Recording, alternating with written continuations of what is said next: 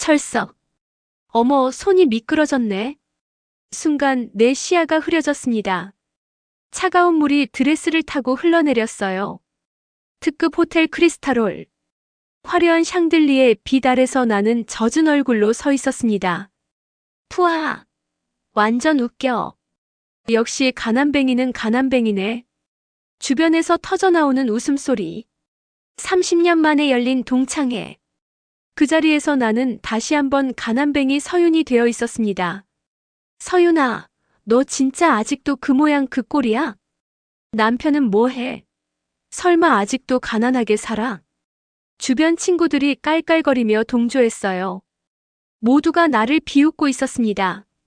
나는 천천히 물기를 닦아냈습니다.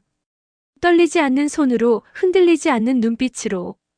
그리고 조용히 고개를 들었습니다. 입가에 희미한 미소를 띠며. 그들은 몰랐습니다. 지금 자신들이 누구에게 물을 끼얹었는지, 그 가난뱅이가 어떻게 변했는지, 도대체 가난뱅이로 무시받던 서윤에게 무슨 일이 있었던 걸까요? 이야기는 30년 전 1995년 3월로 거슬러 올라갑니다. 1995년 3월 교실 맨 뒤 창가 자리에 앉아있던 서윤은 낡은 운동화를 신은 발을 책상 밑으로 살짝 감추며 칠판을 응시하고 있었습니다. 18살 고등학교 3학년이었던 서윤은 그 학년에서 가장 예쁜 학생이었어요. 그리고 전교 1등을 놓치지 않는 모범생이기도 했습니다. 서윤의 아버지는 5년 전 교통사고로 돌아가셨습니다. 그 후 어머니는 새벽 4시에 일어나 재래시장 식당에서 설거지를 하시며 서윤과 중학생인 남동생을 키우고 계셨어요. 서윤의 교복은 작년 것이라 헐렁했고 블라우스는 누렇게 발에 있었습니다. 하지만 서윤은 가난함을 공부로 이겨내려 했죠.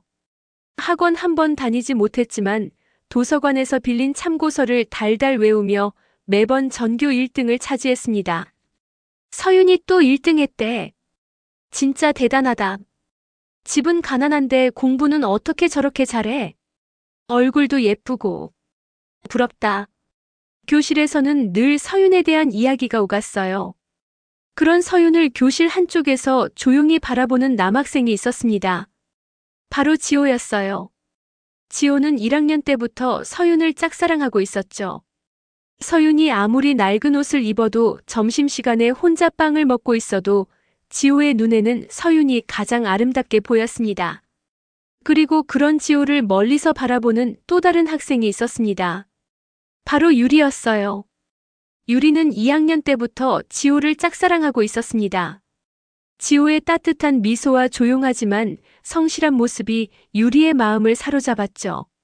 하지만 지호의 시선은 언제나 서윤에게만 향해 있었습니다.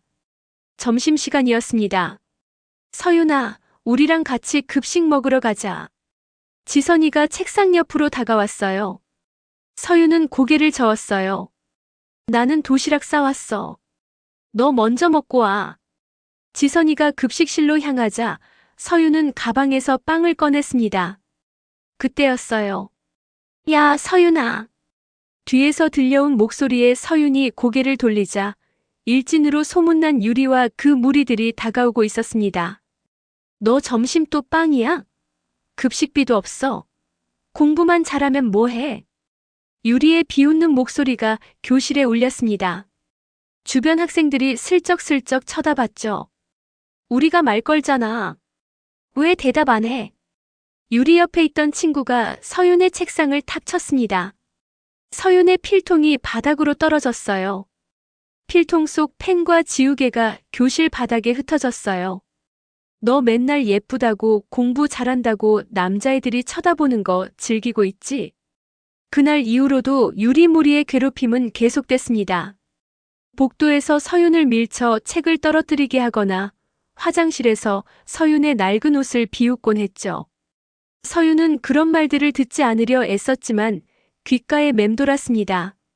어느 날 방과 후 지호는 서윤이 혼자 교실에서 공부하는 모습을 봤습니다. 용기를 내서 다가갔어요. 저기, 서윤아. 서윤이 고개를 들어 지호를 봤습니다. 지호는 손에 들고 있던 빵과 우유를 책상 위에 놓았어요. 이거 내가 사다 놓은 건데 배가 안 고파서. 버리기 아까우니까 내가 먹어. 아니야, 괜찮아. 서윤이 고개를 저으며 거절했습니다. 동정받고 싶지 않았거든요. 동정 아니야. 그냥 진짜 버리기 아까워서. 지호는 거짓말을 했습니다. 사실은 서윤을 위해 따로 산 것이었지만 서윤이 부담스러워할까봐 그렇게 말했어요. 그래. 고마워. 서윤이 조심스럽게 빵을 받았습니다. 지호는 얼굴이 빨개진 채 서둘러 교실을 나갔어요. 그날 이후로 지호는 자주 서윤에게 말을 걸었습니다. 공부를 가르쳐 주겠다며 다가가기도 하고 참고서를 빌려주기도 했죠. 서윤은 지호를 좋은 친구로 생각했지만 지호의 마음은 그게 아니었습니다. 지호는 서윤을 진심으로 좋아하고 있었어요. 어느 날 쉬는 시간, 지호가 서윤의 책상 옆에 앉아 수학 문제를 설명해주고 있었습니다. 서윤은 지호의 설명을 들으며 고개를 끄덕였어요. 아, 이렇게 풀면 되는구나. 고마워, 지호야. 서윤이 환하게 웃으며 말했습니다. 지호의 얼굴이 빨개졌어요. 아니야, 별거 아니야. 근데 서윤아, 너 진짜 공부 잘하는 것 같아. 이 문제 한 번만 설명해줬는데 바로 이해하네. 에이, 그냥 운이 좋았어. 서윤이 수줍게 웃었습니다. 지호는 그런 서윤을 바라보며 가슴이 두근거렸어요. 그 모습을 교실 뒤편에서 지켜보던 유리의 표정이 굳어졌습니다. 유리는 가만히 서 있다가 복도 쪽으로 발걸음을 옮겼어요. 가슴이 답답했습니다. 지호가 또 서윤이한테 저렇게 웃어주네. 나한테는 한 번도 저렇게 웃어준 적 없는데. 유리는 주먹을 꽉 쥐었습니다. 질투심이 타올랐어요. 서윤은 예쁘고 공부도 잘하고 모든 남학생들의 관심을 받는 여학생이었습니다. 나는 언제쯤 지호한테 저런 미소를 받을 수 있을까? 그 후 11월의 쌀쌀한 점심시간이었습니다. 교실 창가에 앉아있던 유리는 복도 쪽을 바라보고 있었어요. 그때 지호와 서윤이 함께 복도를 걸어가는 모습이 눈에 들어왔습니다. 서윤아, 이 문제집 정말 좋더라. 너도 한번 봐봐. 지호가 손에 든 참고서를 서윤에게 보여주며 환하게 웃고 있었어요. 서윤도 미소를 지으며 고개를 끄덕였습니다. 와, 진짜? 고마워, 지호야. 나 이런 거 사고 싶었는데. 그럼 이거 넣어줄게. 나는 이미 다 풀었어. 정말 고마워. 서윤이 기쁜 표정으로 참고서를 받아들었습니다. 지호는 서윤의 환한 미소를 보며 얼굴이 빨개졌어요. 두 사람은 나란히 서서 참고서를 넘기며 이야기를 나눴습니다. 지호가 서윤의 어깨에 살짝 손을 올리며 뭔가를 설명하는 모습이 보였죠. 그 모습을 지켜보던 유리의 얼굴이 굳어졌습니다. 주먹을 꽉 쥐었어요. 가슴속에서 뜨거운 감정이 치솟아 올랐습니다. 왜 자꾸 저렇게 다정하게 굴어? 지호야, 나는 내 옆에 있는데 왜 서윤이만 보는 거야? 유리는 자리에서 벌떡 일어났습니다. 숨이 막힐 것 같았어요. 화장실로 향했습니다. 거울 앞에 선 유리는 자신의 얼굴을 바라봤어요. 눈가가 붉어져 있었습니다. 나도 예쁜데. 나도 공부 잘하는데. 왜 지호는 서윤이만 좋아하는 거야? 유리는 세면대를 탁 쳤습니다. 질투심이 분노로 변하고 있었어요. 그때 화장실 문이 열리며 민지가 들어왔습니다. 유리야. 왜 그래? 표정이 안 좋은데? 민지는 평소 유리와 친하게 지내던 일진 무리였어요. 유리는 민지를 바라보다가 입을 열었습니다. 민지야. 서윤이 말이야. 서윤이? 그 가난뱅이. 왜? 서윤이가 너무 밉더라. 유리의 목소리는 떨리고 있었습니다. 민지는 유리의 어깨에 손을 올렸어요. 왜? 무슨 일 있어? 지호가 서윤이만 좋아해. 나는 지호 옆에 있는데 지호는 서윤이만 봐. 서윤이는 뭐가 그렇게 좋은 거야? 가난하고 옷도 거지 같고. 유리의 말에 민지가 씩 웃었습니다. 그래. 그럼 우리가 서윤이 좀 혼내줄까? 뭐? 서윤이 때문에 속상하잖아. 우리가 좀 골탕 먹여주면 되지. 민지의 제안에 유리는 잠시 망설였습니다. 좋아. 근데 너무 심하게는 하지 마. 알았어. 걱정 마. 민지는 유리의 어깨를 두드리며 화장실을 나갔습니다. 점심시간이 끝나갈 무렵이었습니다.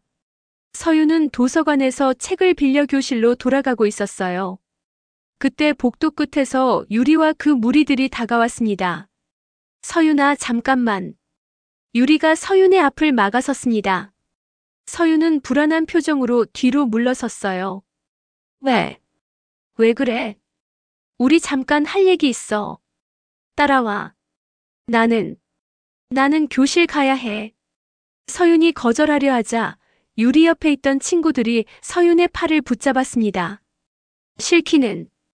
따라와. 서윤은 억지로 끌려갔습니다. 유리 무리는 서윤을 학교 뒤편에 있는 소각장으로 끌고 갔습니다.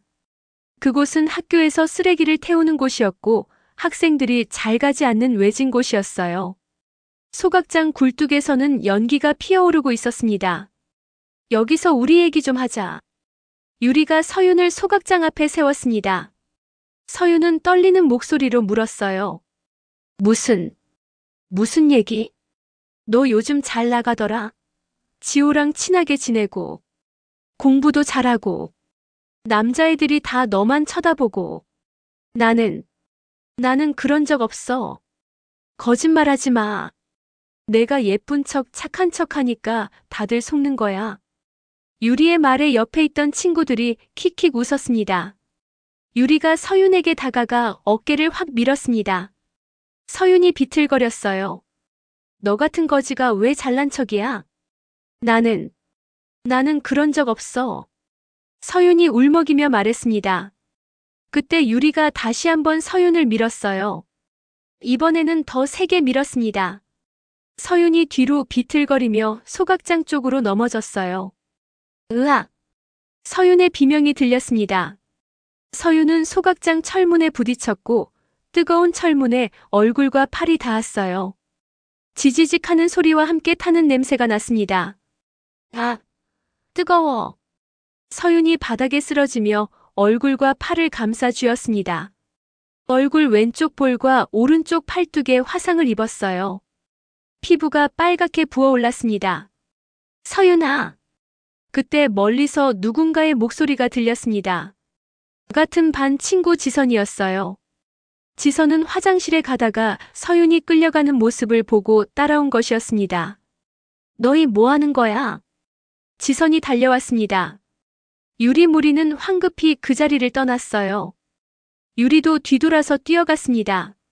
서윤아, 괜찮아? 지선이 바닥에 쓰러진 서윤을 부축했습니다. 서윤의 얼굴에는 화상 자국이 선명하게 남아 있었고 팔뚝도 빨갛게 부어올라 있었어요. 아파. 너무 아파. 서윤이 울먹이며 말했습니다. 지선은 서윤을 부축해서 보건실로 데려갔어요. 보건 선생님은 서윤의 화상을 보고 깜짝 놀랐습니다. 이게 어떻게 된 거야? 병원에 가야겠어. 선생님. 친구들이 저를. 서윤이 떨리는 목소리로 말하려 했지만 보건 선생님은 서둘러 연고를 발랐어요. 일단 응급처치부터 하자. 담임 선생님께 연락할게. 얼마 후 담임 선생님이 보건실로 왔습니다. 서윤은 울면서 모든 것을 설명했어요. 유리와 그 무리들이 자신을 소각장으로 끌고 가서 밀었다고 말했습니다. 선생님 도와주세요. 너무 무서워요. 서윤이 떨리는 목소리로 말했습니다. 하지만 담임 선생님의 표정은 곤란해 보였어요. 서윤아, 진정해. 내가 알아볼게. 담임 선생님은 교무실로 돌아갔습니다. 그리고 교장 선생님과 이야기를 나눴죠. 교장 선생님, 서윤이가 화상을 입었습니다. 유리 쪽에서 괴롭힌 것 같습니다. 교장 선생님은 잠시 침묵했습니다. 그리고 한숨을 쉬었어요. 유리 아버지가 우리 학교에 얼마나 많은 기부를 하시는지 알잖아. 작년에만 3천만 원을 기부하셨어.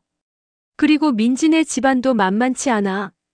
이 일을 크게 만들면 학교가 곤란해져. 하지만 서윤이가 다쳤습니다. 화상까지 입었어요.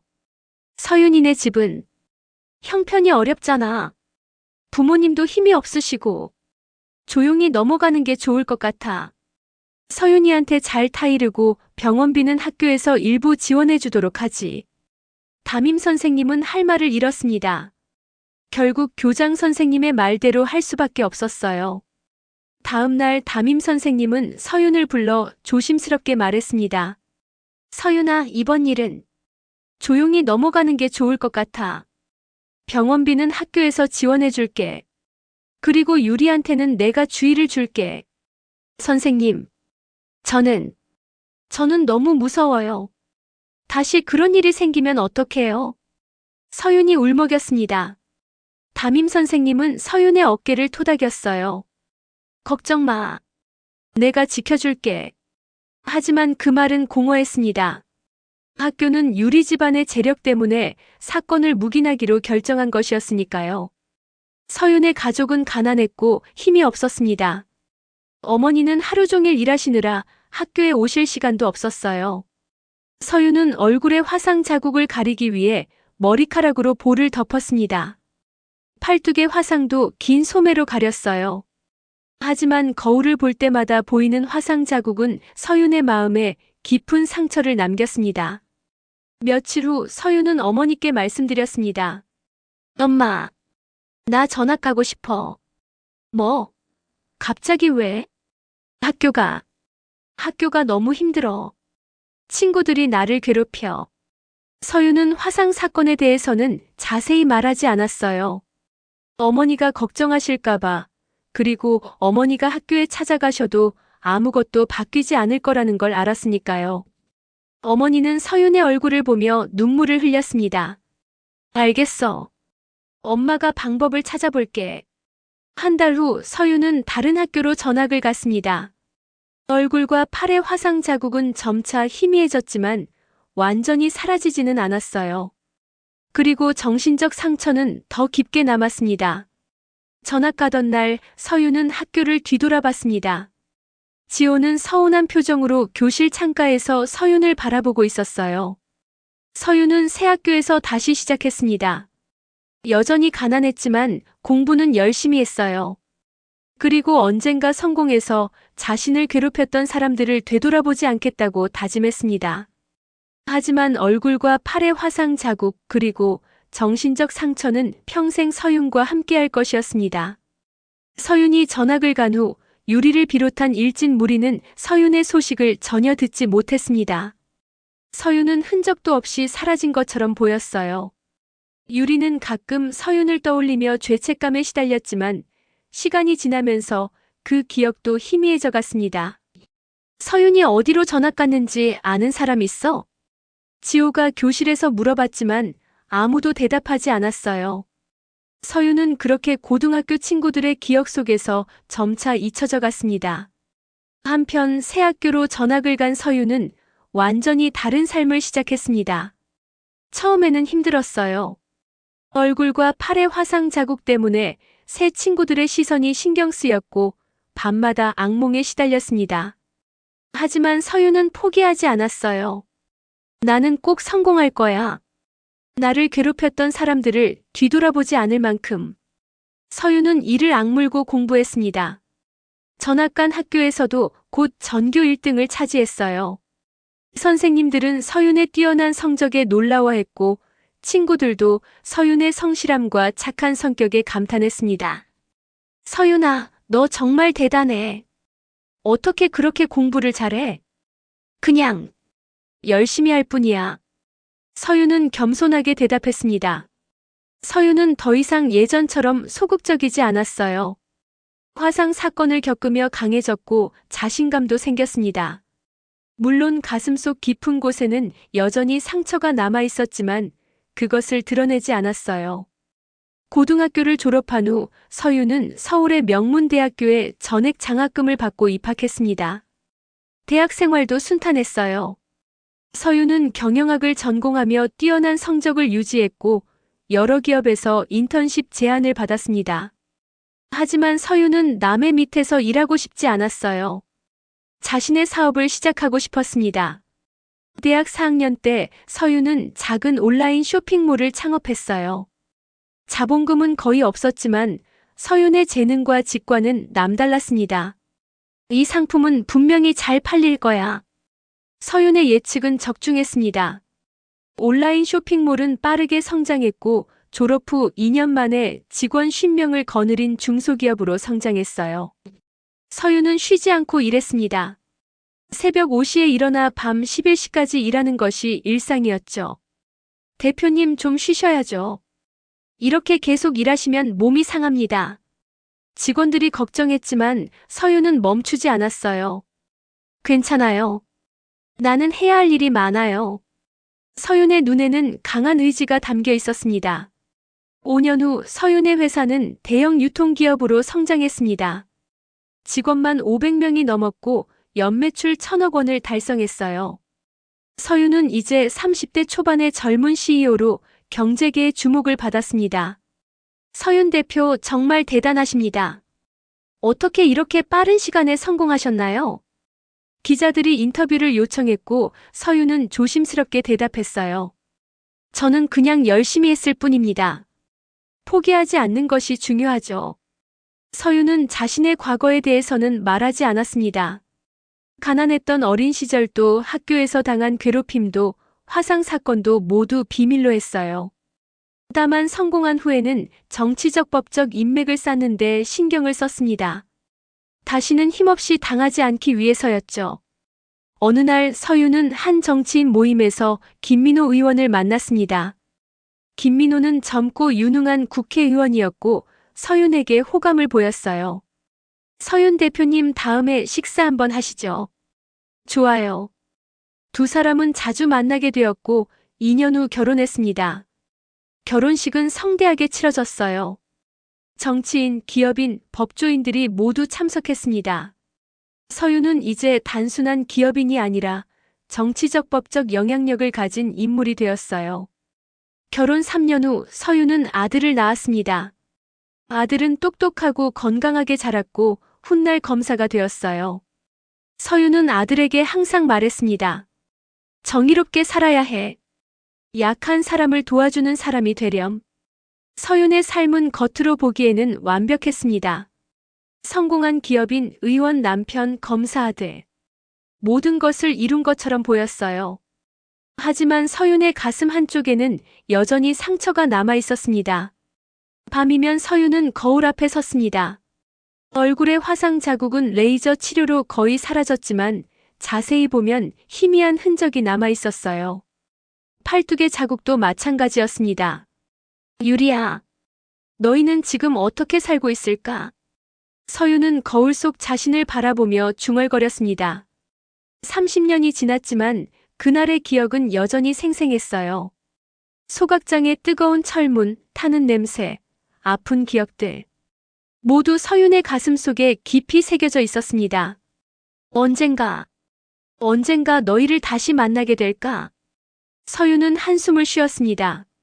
성공했지만 완전히 행복하지는 않았어요. 과거의 상처가 여전히 서윤을 괴롭히고 있었으니까요. 그러던 어느 날 서윤에게 고등학교 동창회 초대장이 도착했습니다. 30년 만에 재회였어요. 서윤은 초대장을 들고 오랫동안 고민했습니다. 가야 할까? 말아야 할까? 서윤의 손이 떨렸습니다. 30년 만에 유리와 민지를 다시 만나게 될지도 모른다는 생각에 가슴이 두근거렸어요.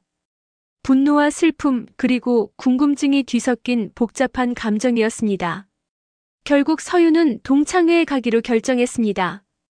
과거와 마주할 준비가 되었다고 생각했어요. 그리고 자신이 얼마나 성공했는지, 얼마나 강해졌는지 보여주고 싶었습니다. 좋아. 가자. 그리고 당당하게 그들을 마주하자. 서윤은 거울 앞에서 미소를 지었습니다. 하지만 그 미소 뒤에는 여전히 아픈 상처가 숨어 있었어요. 30년이 흐른 2025년 유리는 48살이 되었습니다. 유리는 사업을 하는 남편과 결혼해서 부유하게 살고 있었어요. 강남의 고급 아파트에 살았고 명품 가방과 옷으로 치장했습니다. 주변 사람들은 유리를 부러워했죠. 유리 씨, 정말 멋져 보여요. 피부도 좋으시고. 고마워요. 관리를 열심히 하거든요. 유리는 여전히 외모와 사회적 지위에 자부심을 가지고 있었습니다. 고등학교 시절 서윤에게 저질렀던 일은 거의 기억나지 않았어요. 가끔 문득 떠오를 때도 있었지만 곧 잊어버렸습니다. 그때 일은 그냥 애들 장난이었잖아. 나도 어렸으니까. 유리는 스스로를 합리화했습니다. 서윤이 어떻게 되었는지, 어디서 무엇을 하고 있는지 전혀 몰랐어요. 관심도 없었습니다. 어느 날 유리의 집으로 고등학교 동창회 초대장이 도착했습니다. 30년 만에 재회였어요. 와, 벌써 30년이나 됐네. 시간 참 빠르다. 유리는 초대장을 보며 웃었습니다. 동창회에서 옛 친구들을 만나는 것이 기대됐어요. 자신의 화려한 삶을 자랑하고 싶었습니다. 민지도 오려나? 오랜만에 만나면 재밌겠다. 유리는 옷장을 열어 동창회에 입고 갈 옷을 고르기 시작했습니다. 한편 서윤은 자신의 사무실에서 동창회 초대장을 들고 있었습니다. 손이 떨렸어요. 30년 만에 유리를 다시 만나게 될지도 모른다는 생각에 가슴이 두근거렸습니다. 가야 할까? 말아야 할까? 서윤은 며칠 동안 고민했습니다. 동창회에 가면 과거의 아픈 기억이 되살아날 것 같았어요. 하지만 다른 한편으로는 유리를 다시 만나고 싶었습니다. 그들에게 자신이 얼마나 성공했는지 보여주고 싶었고 무엇보다 복수하고 싶었어요. 그래, 가자. 그리고 그들에게 대가를 치르게 하자. 서윤은 결심했습니다. 화상을 입힌 유리의 학교 폭력에 대한 복수를 계획하기 시작했어요. 서윤은 이제 힘 있는 사람이었습니다. 정치적 법적 인맥도 있었고 돈도 많았습니다. 유리를 무너뜨릴 수 있는 방법은 얼마든지 있었어요. 유리야, 너는 내가 어떻게 됐는지 모르겠지. 하지만 곧 알게 될 거야. 서윤은 차갑게 미소 지었습니다. 동창회 전날 밤 서윤은 침대에 누워 과거를 회상했습니다. 1995년 그날의 기억이 생생하게 떠올랐어요. 소각장의 뜨거운 철문, 지지직하는 소리, 타는 냄새, 얼굴과 팔에 느껴지던 화끈거리는 고통, 민지의 비웃음, 그리고 멀찍이 서서 지켜보던 유리의 모습. 서윤의 눈에 눈물이 맺혔습니다. 30년이 지났지만 그날의 아픔은 여전했어요. 왜 나를 그렇게 괴롭혔어? 나는 내 친구였는데. 내가 뭘 잘못했어? 서윤은 베개를 꼭 껴안았습니다. 어린 시절 가난했던 자신, 낡은 옷을 입고 빵으로 점심을 때우던 자신, 전교 1등을 하며 악착같이 공부하던 자신. 모든 것이 떠올랐어요. 나는 그저 살고 싶었을 뿐이야. 엄마를 위해 열심히 살고 싶었을 뿐이야. 왜 그게 잘못이야? 서윤은 울었습니다. 성공했지만 여전히 아팠습니다. 돈도 명예도 그 상처를 완전히 치유할 수는 없었어요. 하지만 서윤은 눈물을 닦고 일어났습니다. 더 이상 약한 모습을 보이지 않기로 다짐했어요. 내일 동창회에 가면 당당하게 그들을 마주하자. 그리고 복수를 시작하자. 서윤은 거울 앞에 섰습니다. 얼굴에 희미한 화상 자국을 손으로 쓰다듬었어요. 이 상처는 내가 받은 고통의 증거야. 그리고 내가 얼마나 강해졌는지 보여주는 증거이기도 해. 서윤은 옷장에서 가장 고급스러운 옷을 꺼냈습니다. 명품 드레스와 구두, 액세서리. 모든 것이 완벽했어요. 유리야, 민지야. 내일 만나자. 그리고 30년 전 그날을 기억해내자. 서윤의 눈빛에는 결연한 의지가 담겨 있었습니다. 복수는 이제 시작이었어요. 2025년 11월 어느 토요일 저녁 서울 강남의 한 고급 호텔 연회장이었습니다. 30년 만에 열리는 고등학교 동창회였어요.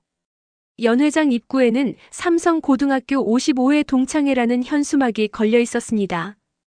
오후 6시 동창들이 하나둘씩 모이기 시작했어요. 30년의 세월이 흘렀지만 얼굴에서 옛 모습을 찾아볼 수 있었습니다. 사람들은 반갑게 인사를 나누며 자신의 근황을 이야기했죠. 야, 정말 오랜만이다. 너 하나도 안 변했어. 결혼은 했어? 애들은? 유리는 명품 드레스를 입고 일찍 도착했습니다. 화려한 액세서리와 명품 가방을 들고 있었어요. 얼마 지나지 않아 민지와 그 무리들도 도착했습니다. 유리야, 오랜만이야. 민지야. 와, 너 살 좀 빠진 것 같은데? 맞아, 다이어트 했어. 너도 여전히 예쁘네. 유리와 민지 그리고 옛 일진 무리들이 한쪽 구석에 모여 수다를 떨었습니다. 그들은 자신들의 삶을 자랑했어요. 우리 남편이 사업하거든. 요즘 잘 돼.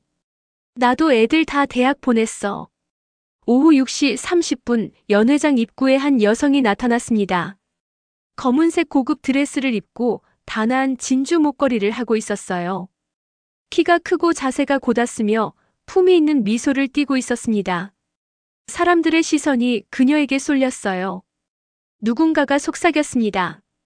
저 사람 누구야? 우리 반 맞아? 잘 모르겠는데.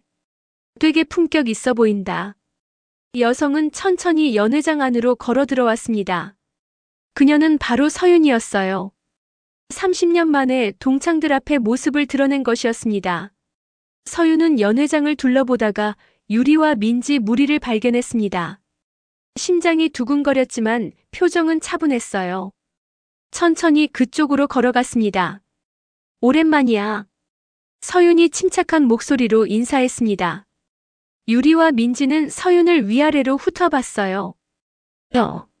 누구세요? 민지가 물었습니다. 서윤은 잠시 침묵했다가 조용히 대답했어요. 서윤이야. 기억 안 나? 순간 유리와 민지의 얼굴이 굳어졌습니다. 서윤이? 유리가 놀란 표정으로 되물었습니다. 민지도 눈을 크게 떴어요. 설마, 그 서윤이? 서윤은 고개를 끄덕였습니다. 유리와 민지는 서윤을 다시 한번 쳐다봤어요. 30년 전 가난하고 초라했던 서윤의 모습은 어디에도 없었습니다. 지금의 서윤은 품격 있고 당당했어요. 잠시 침묵이 흘렀습니다. 그때 민지가 어색한 웃음을 지으며 말했어요.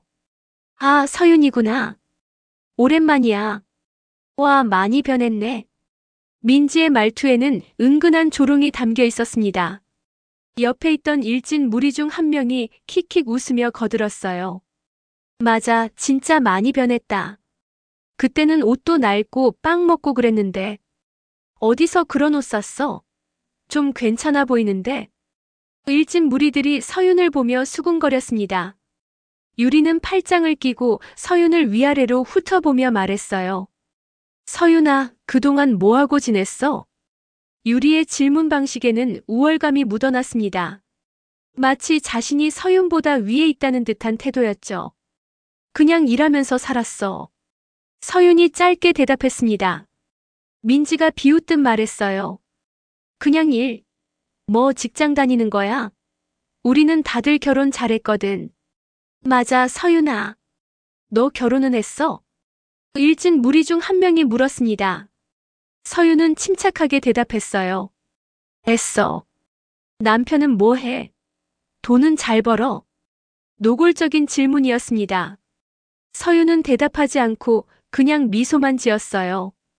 그 모습이 유리는 마음에 들지 않았습니다. 야, 우리가 물어보잖아. 왜 대답 안 해? 유리의 목소리가 조금 높아졌습니다. 주변 동창들이 슬쩍슬쩍 이쪽을 쳐다보기 시작했어요. 서윤은 유리를 똑바로 쳐다보며 침착하고 품격 있게 말했습니다. 유리야, 그런 식으로 행동하지 마. 뭐? 무슨 소리야? 우리 이제 48이야. 그런 식으로 말하는 건 좀 그렇지 않아? 서윤의 단호한 목소리에 유리의 얼굴이 일그러졌습니다. 민지가 끼어들었어요. 야, 서윤아. 뭘 그런 것 가지고 예민하게 구냐? 우리 그냥 궁금해서 물어본 건데. 유리가 적반하장으로 나왔습니다. 일진 무리들도 유리 편을 들며 거들었어요. 그러게. 너무 예민한 거 아니야? 서윤은 그들을 차례로 바라봤습니다. 침착한 표정이었지만 눈빛에는 차가움이 담겨 있었어요. 그때 서윤이 무심코 오른손으로 왼쪽 볼을 스쳐 넘기는 듯한 동작을 했습니다. 마치 머리카락을 귀 뒤로 넘기는 것 같았어요. 그 순간 조명 아래에서 서윤의 왼쪽 볼에 희미한 자국이 살짝 보였습니다. 유리의 눈이 그곳에 고정됐어요. 심장이 철렁했습니다. 설마, 그때 그 자국이? 유리는 입술을 깨물었습니다. 30년 전 소각장에서의 일이 머릿속을 스쳤어요. 민지도 서윤의 얼굴을 유심히 쳐다봤습니다. 서윤은 와인 잔을 들어 한 모금 마셨습니다. 그리고 잔을 내려놓으며 자연스럽게 오른쪽 팔을 들어 올렸어요. 긴 소매가 살짝 올라가면서 팔뚝이 드러났습니다. 팔뚝에도 희미한 자국이 보였습니다. 화상 자국처럼 보였어요. 순간 연회장 분위기가 조용해졌습니다. 유리와 민지 그리고 일진 무리들의 얼굴이 창백해졌어요. 그들은 서로 눈빛을 교환했습니다. 저게 혹시 그때 설마 아직도 남아있는 거야? 서윤은 아무 말도 하지 않았습니다. 그냥 침착하게 와인을 마시며 연회장을 둘러봤어요.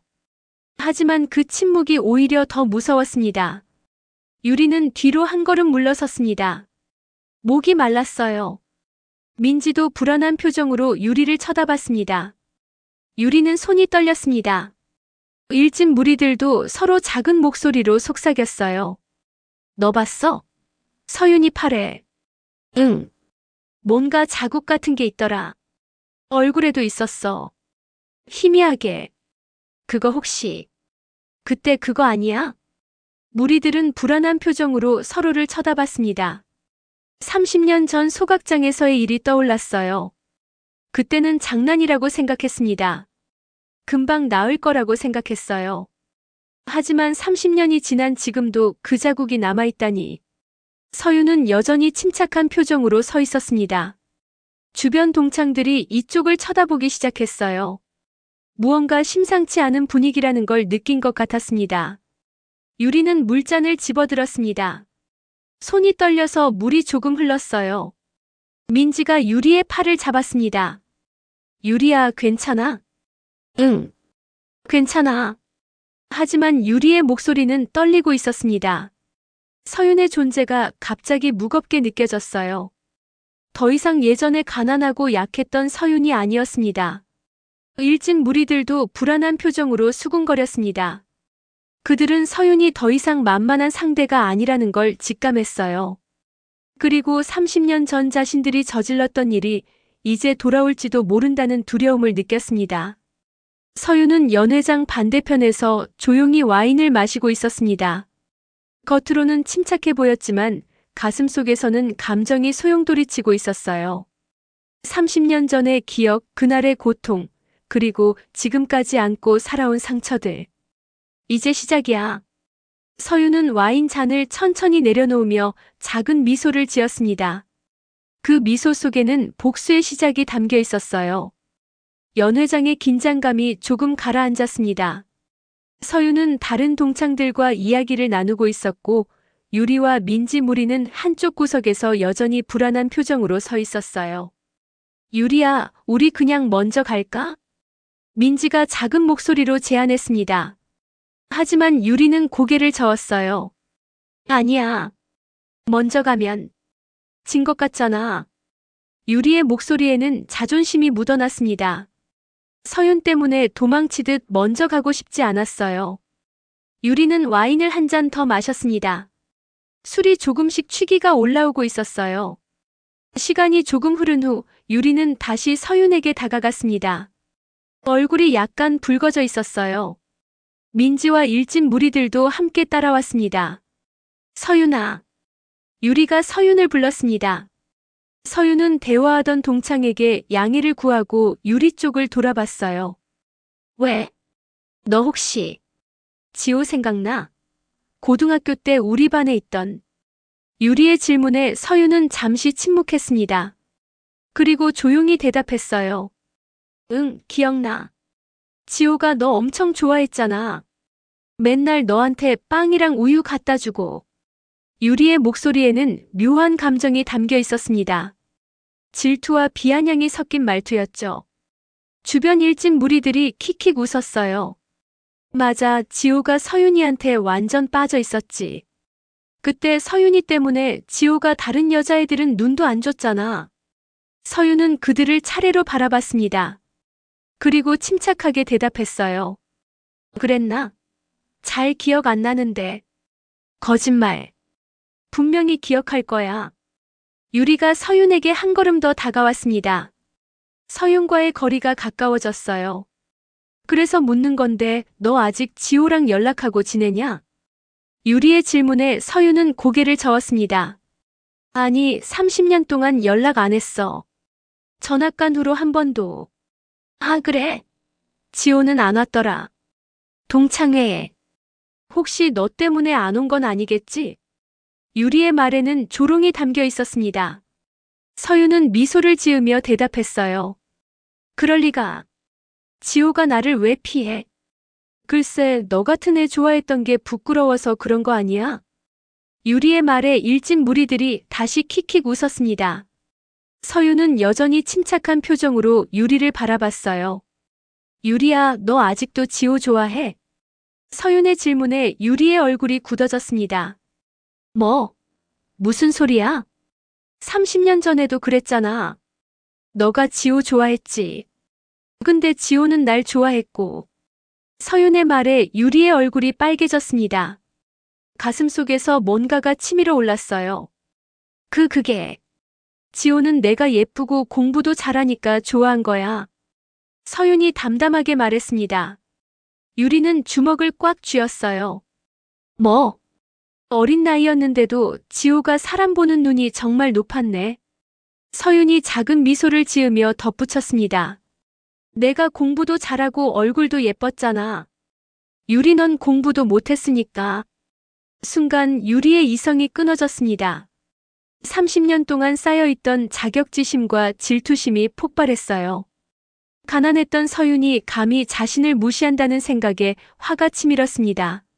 뭐라고? 내가 뭔데 그런 소리를 해?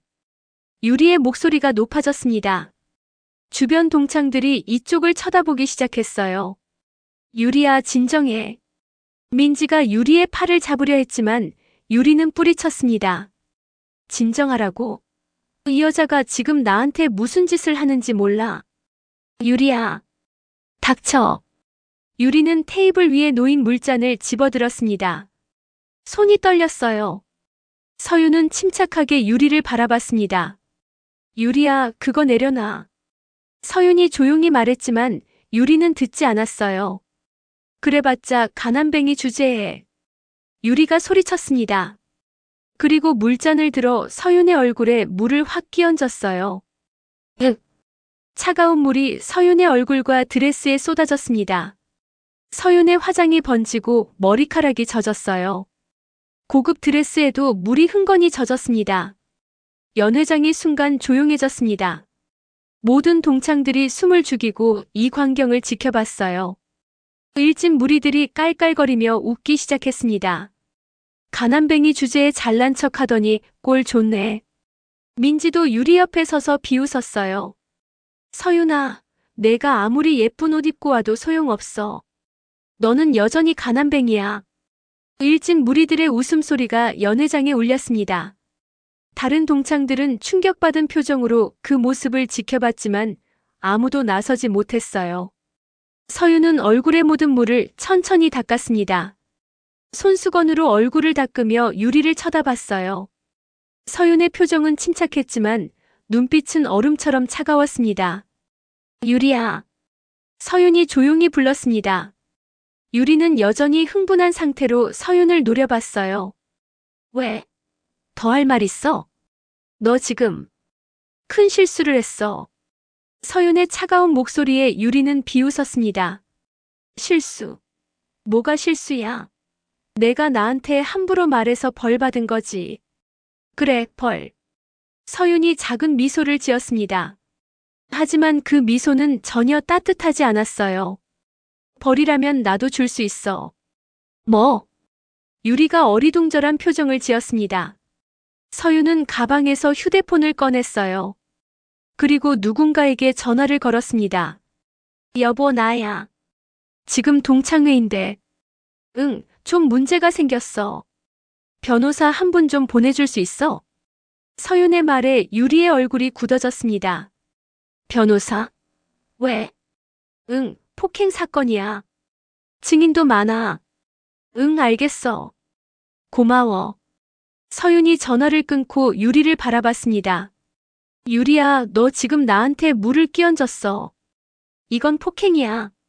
뭐? 이게 무슨 폭행이야? 그냥 물인데. 유리가 당황해서 소리쳤습니다. 일진 무리들도 불안한 표정을 지었어요. 법적으로는 폭행이야. 그리고 여기 있는 동창들이 다 봤어. 증인도 충분하고. 서윤의 침착한 말에 유리는 입술을 떨었습니다. 민지가 유리의 팔을 잡았어요. 주변 동창들이 수군거리기 시작했어요. 유리가 너무 심한 거 아니야? 맞아, 아무리 그래도 얼굴에 물을 끼얹다니. 서윤이 불쌍하다. 비싼 옷도 다 젖었잖아. 유리가 항상 저랬어. 고등학교 때도 그랬고. 동창들의 시선이 유리에게 좋지 않았습니다. 유리는 주변을 둘러보며 불안해했어요. 서윤은 여전히 침착한 표정으로 서 있었습니다. 서윤은 연회장 중앙으로 천천히 걸어갔습니다. 그리고 모든 동창들을 바라보며 침착하게 웃었어요. 여러분, 잠깐 제 얘기 좀 들어주세요. 서윤의 목소리가 연회장에 울렸습니다. 동창들이 서윤을 바라봤어요. 유리는 불안한 표정으로 뒤로 물러섰습니다.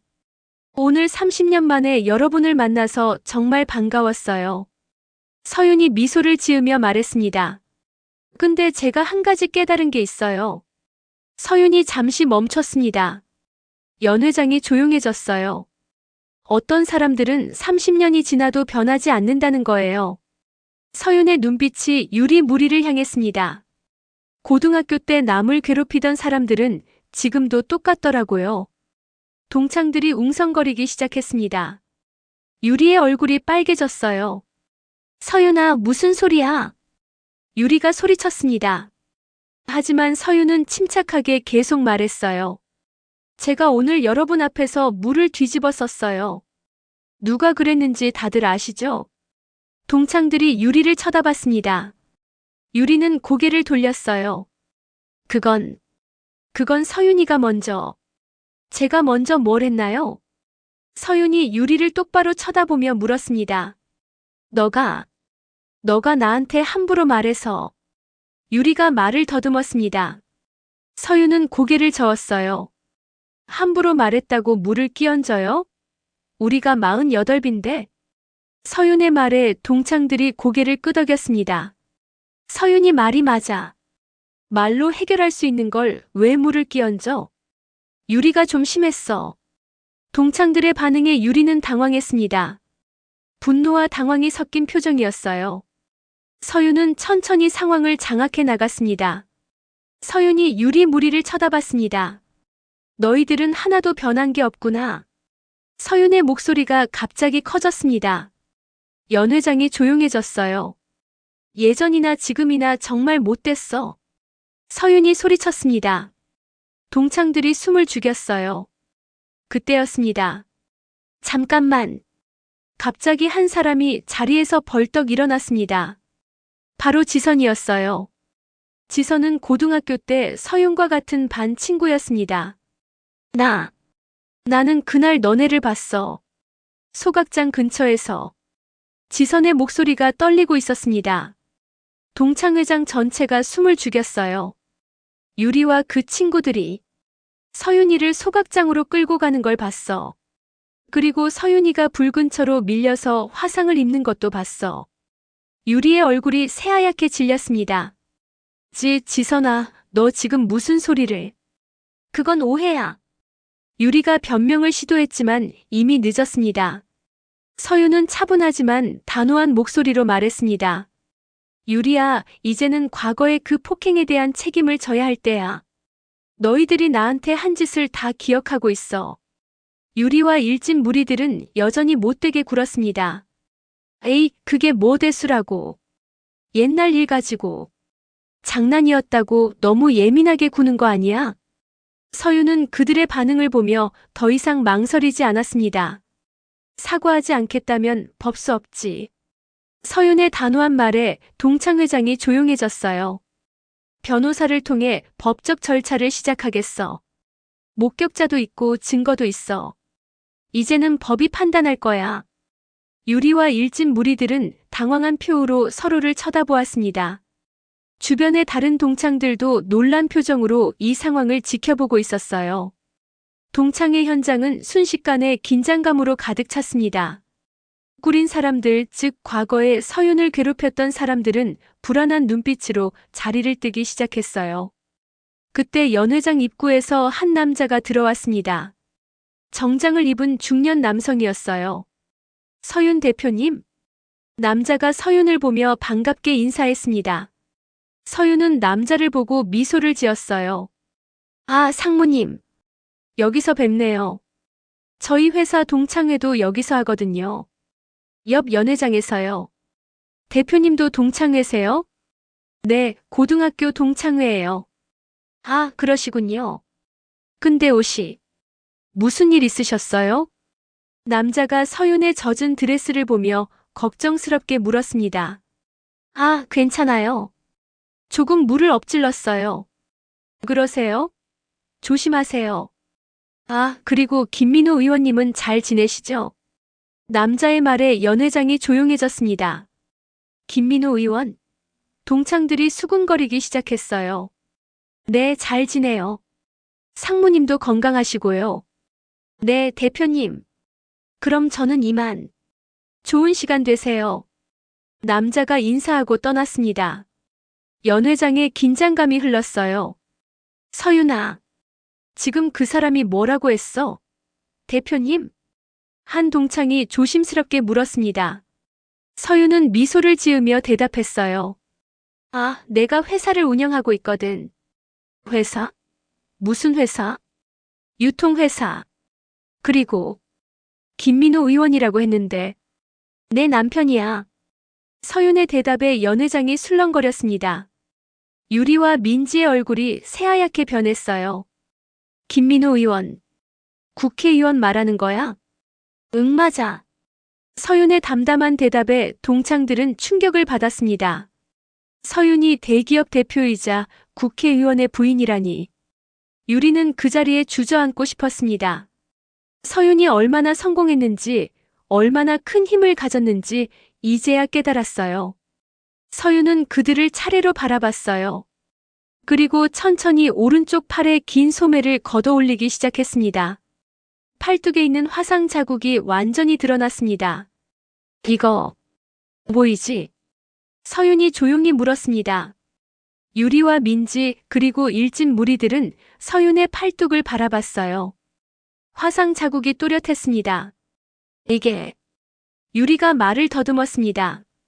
서윤은 이번에는 왼쪽 볼을 손가락으로 가리켰어요. 여기도. 자세히 보니 왼쪽 볼에도 희미한 자국이 있었습니다. 레이저 치료를 여러 번 받아서 많이 희미해졌지만 완전히 사라지지는 않았어요. 30년 전 너희가 나를 학교 소각장으로 끌고 갔을 때 생긴 자국이야. 서윤의 목소리는 떨리지 않았습니다. 오히려 차갑고 단호했어요. 너희가 날 밀었고 나는 뜨거운 철문에 부딪혔어. 얼굴과 팔에 화상을 입었지. 유리는 입술을 깨물었습니다. 민지도 고개를 숙였어요. 일진 무리들은 서로 눈빛을 교환했습니다. 그건 우리가 일부러 그런 건 아니었어. 유리가 변명하려 했지만 서윤이 말을 끊었습니다. 일부러가 중요한 게 아니야. 결과가 중요하지. 서윤이 한 걸음 앞으로 다가왔습니다. 유리는 뒤로 물러섰어요. 나는 30년 동안 이 자국을 안고 살았어. 매일 아침 거울을 볼 때마다 너희 생각이 났어. 밤마다 악몽을 꿨어. 서윤의 눈빛에는 강한 감정이 담겨 있었습니다. 병원비도 많이 들었어. 레이저 치료를 수십 번 받았지. 그래도 완전히 사라지지 않았어. 서윤아, 우리. 민지가 말하려 했지만 서윤은 손을 들어 막았습니다. 너희는 그냥 잊고 살았겠지. 30년 전 장난처럼. 근데 나는 달라. 나는 하루도 잊은 적이 없어. 서윤이 유리를 똑바로 쳐다봤습니다. 이 자국 보이니? 유리는 고개를 끄덕였습니다. 목소리가 나오지 않았어요. 내가 그때 나한테 했던 것이 남긴 흔적이야. 일진 무리들도 아무 말 하지 못했어요. 지금 당장 사과해. 서윤이 단호하게 말했습니다. 유리는 서윤을 바라봤어요. 사과해야 한다는 걸 알았습니다. 하지만 자존심이 허락하지 않았어요.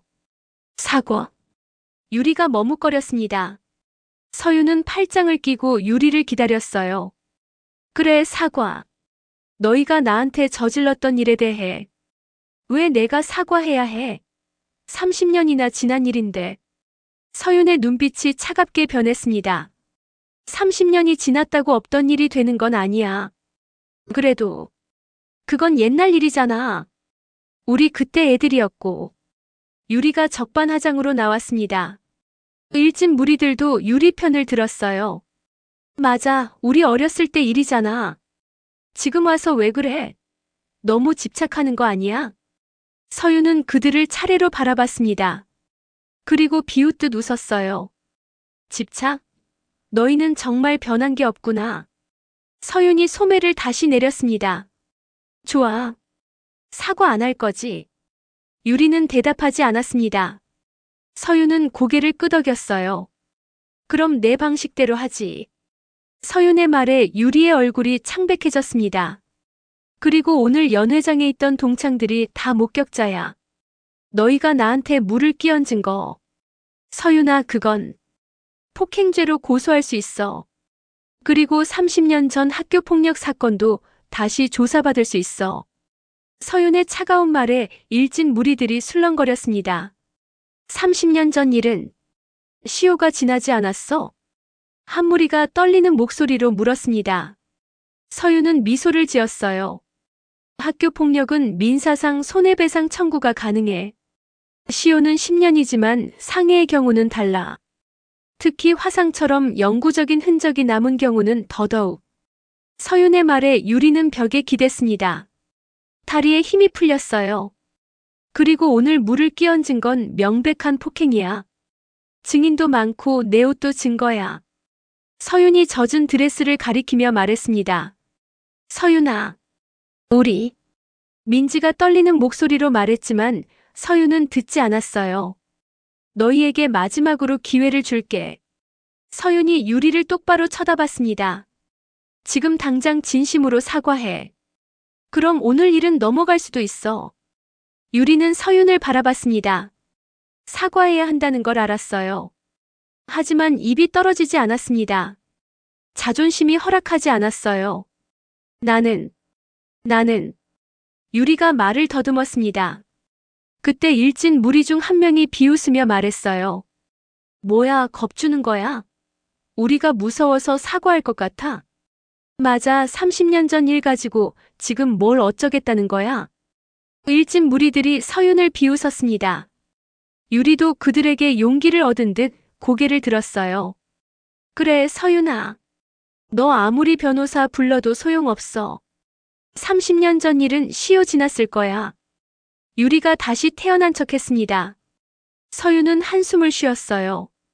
그래. 알았어. 서윤이 휴대폰을 가방에 넣으며 말했습니다. 후회하지 마. 그리고 서윤은 그 자리를 떠났습니다. 유리와 일진 무리들은 그 자리에 남았어요. 유리야, 괜찮을까? 민지가 불안한 표정으로 물었습니다. 유리는 억지로 웃으며 대답했어요. 괜찮아. 서윤이가 뭘 어쩌겠어. 그냥 겁주는 거야. 하지만 유리의 목소리는 떨리고 있었습니다. 가슴속 깊은 곳에서는 불안감이 커져가고 있었어요. 동창회가 끝나고 서윤은 집으로 돌아왔습니다. 밤 10시가 넘은 시각이었어요. 현관문을 열자마자 남편 김민호가 거실에서 기다리고 있었습니다. 여보, 늦었네. 동창회 어땠어? 김민호는 아내를 맞이하며 따뜻한 미소를 지었지만 서윤의 표정이 심상치 않다는 것을 금방 알아챘어요. 여보. 서윤은 소파에 천천히 앉았습니다. 김민호도 옆에 앉으며 아내의 손을 잡았어요. 무슨 일 있었어? 얼굴이 안 좋은데. 서윤은 깊은 숨을 들이쉬고 천천히 이야기를 시작했습니다. 오늘 유리를 다시 만났어. 유리? 그 고등학교 때. 응. 나를 괴롭혔던 그 유리. 서윤은 동창회에서 있었던 일들을 하나하나 이야기하기 시작했어요. 유리가 나를 보자마자 무시하는 태도를 보였어. 마치 과거에 나를 괴롭혔던 일이 아무것도 아닌 것처럼. 김민호의 표정이 굳어졌습니다. 서윤은 계속 말을 이어갔어요. 그래서 나는 과거에 유리와 일진 무리들이 나에게 했던 폭행에 대해 책임을 추궁했어. 그들이 나를 소각장으로 끌고 가서 붉은 차로 밀어 화상을 입힌 일 말이야. 뭐라고? 김민호의 목소리가 높아졌습니다. 그는 아내가 화상을 입은 사연을 알고 있었지만 그것이 고의적인 폭행 때문이었다는 사실에 분노가 치밀어 올랐어요. 당신이 그런 일을 겪었다니. 서윤은 팔에 화상 자국을 보여주며 말했습니다. 이 상처 30년이 지났지만 아직도 남아있어. 거울을 볼 때마다 그날이 생각나. 김민호는 아내를 꼭 안아주었습니다. 미안해. 내가 진작 알았더라면. 괜찮아. 이제는 내가 이겨낼 거야. 서윤은 남편의 품에서 벗어나 계속 이야기했어요. 그런데 놀라운 일이 있었어. 지선이라는 친구가 목격자로 나섰어. 지선이가 그날 소각장에서 내가 폭행당하는 걸 봤대. 그리고 오늘 동창회에서 용기를 내서 증언해줬어. 목격자가 있었다고. 김민호의 눈이 날카로워졌습니다. 검사로서의 본능이 작동하기 시작했어요. 그럼 증거가 확실하네. 목격자 증언이 있으면 법적으로 충분히 대응할 수 있어. 서윤은 고개를 끄덕였습니다. 응. 나도 그래서 결심했어. 이제는 더 이상 참고 넘어갈 수 없어. 법적으로 책임을 물을 거야. 김민호는 진지한 표정으로 아내를 바라보았습니다. 당연하지. 당신이 겪은 일은 단순한 학교 폭력이 아니야. 중상해야. 법적으로 충분히 처벌할 수 있어. 그런데 서윤이 말을 잠시 멈췄습니다. 유리의 남편에 대해서도 이야기하고 싶어. 유리의 남편? 응. 오늘 동창회에서 알게 됐는데 유리의 남편이 사업에서 불법적인 일들을 많이 했다고 해. 혹시 당신이 조사할 수 있을까? 김민호는 잠시 생각에 잠겼습니다. 유리의 남편 이름이 뭔데? 박준석이라고 했어. 건설 쪽 사업을 한다고 들었어. 김민호의 눈빛이 변했습니다. 박준석? 혹시 박준석 건설 대표? 응, 맞는 것 같아. 김민호는 고개를 끄덕였어요. 그 사람이라면 우리 검찰에서도 이미 내부적으로 예의주시하고 있던 인물이야. 불법 하도급, 뇌물 제공 의혹 등 여러 가지 문제가 있다는 첩보가 들어왔거든. 서윤은 놀란 표정을 지었습니다. 정말? 응. 아직 공식 수사는 시작 안 했지만 증거만 확보되면 언제든지 움직일 수 있어. 당신 이야기를 듣고 보니 이제는 본격적으로 조사를 시작해야겠어. 김민호는 아내의 손을 꼭 잡았습니다. 여보, 당신이 겪은 일에 대해서는 내가 법적으로 도와줄게. 변호사도 최고의 변호사를 선임하자. 그리고 유리 남편의 비리에 대해서도 철저히 조사할게. 서윤은 남편을 바라보며 말했습니다. 고마워. 하지만 나는 복수가 목적이 아니야. 그냥 정당한 책임을 묻고 싶을 뿐이야. 알아. 당신은 그런 사람이지. 하지만 법은 법이야. 잘못한 사람은 대가를 치러야 해. 김민호는 서재로 들어가 전화를 걸기 시작했어요. 여보세요, 최 변호사님? 저 김민호입니다. 부탁드릴 게 있는데요. 김민호는 아내를 위해 최고의 변호사를 선임하기 시작했습니다. 그리고 다음 날부터 박준석에 대한 조사도 본격적으로 시작할 계획이었어요. 서윤은 창밖을 바라보며 생각했습니다. 이제는 정말 끝을 낼 때야. 더 이상 과거에 얽매이지 않을 거야. 가족들이 함께 있는 거실은 따뜻했습니다. 서윤은 가족들의 고백을 듣고 함께 위로받았어요. 여보, 내일부터 본격적으로 움직일게. 박준석에 대한 조사를 시작하고 당신 사건도 변호사와 함께 준비하자. 고마워, 여보. 당신이 있어서 정말 다행이야. 밤은 깊어갔지만 서윤의 마음은 이제 조금씩 평온을 찾아가고 있었습니다. 동창회에서 있었던 일들은 예상치 못한 방향으로 흘러갔습니다. 먼저 유리 남편의 존재를 알게 되었어요. 유리의 남편은 사업에서 불법적인 일들을 저질렀고 그 사실들이 하나둘씩 드러나고 있었습니다. 유리 남편의 휴대폰이 울렸습니다. 전화를 받은 유리 남편의 얼굴은 점점 더 어두워졌어요. 네. 프로젝트에서 제외된다고요? 왜요? 투자자들이 다 빠졌다고요? 대체 무슨 일이? 전화를 끊은 유리의 남편은 또 다른 전화를 받았습니다. 블루바이크 프로젝트도요? 그것까지. 연이어 전화가 걸려왔어요. 그가 진행하던 여러 사업 프로젝트들에서 연달아 배제되고 있었습니다. 유리의 남편의 사업이 엎어졌고 유리도 곧 이 사실을 알게 되었습니다. 유리는 서윤이 지금 자신에게 복수하고 있는 것임을 직감했죠. 유리는 어쩔 수 없이 자신의 지난 과거와 며칠 전 동창회에서 있었던 일을 남편에게 털어놓을 수밖에 없었습니다. 당신이 뭘 한 거야? 사람을 소각장으로 끌고 가서 화상을 입혔다고. 여보. 그건 당신 때문에 우리 집안이 망하겠어. 김민호 의원이 내 비리를 다 알아냈어. 그 사람 입김으로 내가 모든 프로젝트에서 배제되고 있다고. 유리의 남편은 고함을 질렀습니다. 당신이 그 여자를 괴롭히지만 않았어도 이런 일은 없었을 거야. 김민호 의원이 복수하고 있는 거라고. 자기 부인을 괴롭힌 당신 때문에. 미안해. 나도 그때는 미안하다고 해결될 문제가 아니야. 우리 재산, 우리 명예, 내 사업 다 끝이야. 당신 때문에.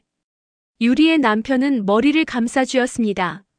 내가 불법적인 일을 한 건 사실이야. 하지만 아무도 몰랐어. 그런데 김민호 의원이 조사를 시작하면서 다 드러난 거야. 당신이 그 부인을 건드리지만 않았어도. 두 사람은 감정이 폭발하기 직전의 상태로 서로 마주보고 있었어요. 유리는 떨리는 목소리로 말했습니다. 나도 어떻게 해야 할지 모르겠어. 당신 혼자만의 문제가 아니라고. 우리 가족 전체가 망하는 거야. 내 사업은 이미 끝났어. 투자자들이 다 빠지고 협력업체들도 등을 돌렸어. 남편은 향후 더 큰 불이익을 받을 수 있다는 불안감을 털어놓았습니다. 이제 우리는 파산할 수도 있어. 당신이 과거에 저지른 일 때문에. 유리와 그 남편 사이에는 고요한 긴장감이 흘렀고 남편은 유리를 원망하는 눈빛으로 바라보았습니다. 당신만 아니었으면, 당신만 조용히 살았으면. 동창회가 끝나고 며칠 후 서윤은 변호사를 선임했습니다. 서윤의 변호사는 유리에게 정식으로 연락을 취했어요. 유리 씨, 서윤 씨를 대리하여 연락드립니다. 당신이 고등학교 시절 서윤 씨에게 가한 폭행 사건에 대해 법적 조치를 취하겠습니다. 전화를 받은 유리의 손이 떨렸습니다. 변호사는 침착하게 말을 이어갔어요. 특히 소각장에서 서윤 씨를 밀쳐 얼굴과 팔에 화상을 입힌 사건에 대해 목격자가 있습니다. 지선 씨가 당시 현장을 목격했고 법정에서 증언하기로 했습니다. 그럴 리가. 목격자가 있다고요? 유리는 당황한 목소리로 말했습니다. 네, 명백한 목격자입니다. 또한 당시 서윤 씨가 입은 화상 치료 기록, 병원 진료 기록 등 모든 증거가 확보되어 있습니다. 저는 법적 조치가 들어갈 것을 미리 알려드립니다. 변호인을 선임하시길 권고합니다. 전화가 끊긴 후 유리는 그 자리에 주저앉았습니다. 유리는 급히 일진무리였던 친구들에게 전화를 걸었어요.